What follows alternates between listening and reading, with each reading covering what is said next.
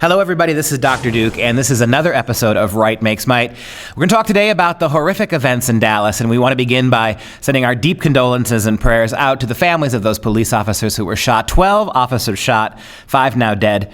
One of the primary gunmen was killed, blown up by police after a lengthy standoff in which the gunman himself admitted that he wanted to, 1, kill white people, words from his own mouth, and 2, especially kill police officers. By definition, this is a hate crime. Your federal government, the Dallas police, will never categorize it as such because this was African Americans killing white cops primarily. But let's keep that in mind as we move forward, that there is no ambiguity about what at least one of the gunmen was up to. He wanted to kill white people. We also have an unedited video that was aired on Fox News affiliate KDFW on TV Thursday night. In the video, it actually shows the gunman sneaking up behind innocent victims while they took cover behind pillars and firing without hesitation. In this video, the killer absolutely ruthlessly puts guns to people's backs and shoots them dead. Then we have the case of Dallas Black Lives Matter activist Shonda Higgins, who was interviewed by that same Fox News station in Dallas shortly after the assassination of the police. For this to happen and for officers to be killed during this is like a wake-up call that something different needs to happen, and people want to see justice. People want to see reform. People want to see police be held accountable when they feel like it's murders. So this is not about justice. It's not about the system working. This is about people's feelings. And that's really the shocking thing about Black Lives Matter. This is looting, it's violent protests, throwing rocks, all sorts of vandalism. Yesterday in Dallas, within moments of the murder and the police scene, you had 7-Elevens being overrun and vandalized. Looting took place.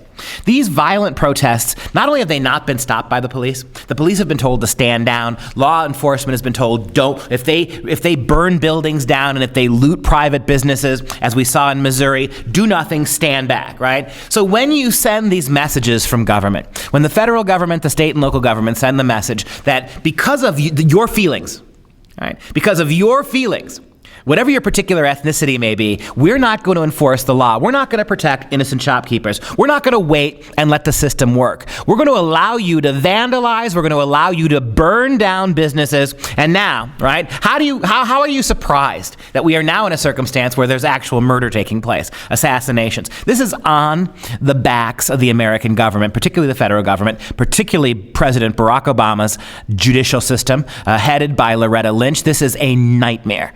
Black Lives Matter supporters responded, by the way, to the sniper attack in Dallas by celebrating the murder on Twitter. I'll read you some of their quotes. Quote, "Y'all pigs got what you had coming for y'all," unquote. Quote, "Dude, hell yeah, someone is shooting pigs in Dallas. Solidarity," unquote. Quote, "WTF is when whites think they're superior to us.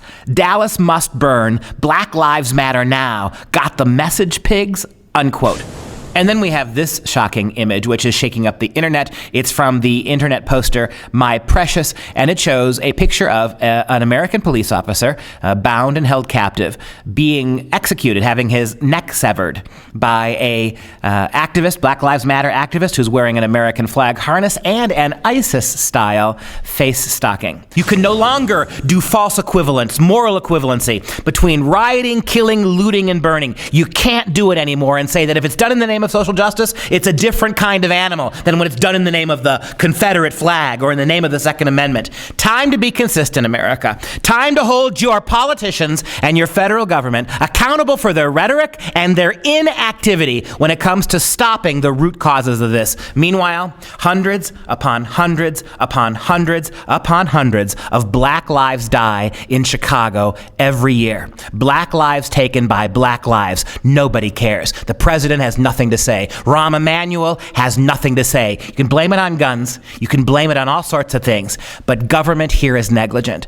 Time to vote these people out of office. Put in power people who are going to enforce the rule of law, whether it applies to Black Lives Matter or dumb kids with Confederate flags. Make it so that there is no distinction legally between killing a cop and killing an innocent civilian. Let's try that. Let's punish rioters and looters. Let's get them off the streets. There's peaceful protest, and then there's the kind of goonery that Black Lives Matter underwrites. Time to make it stop.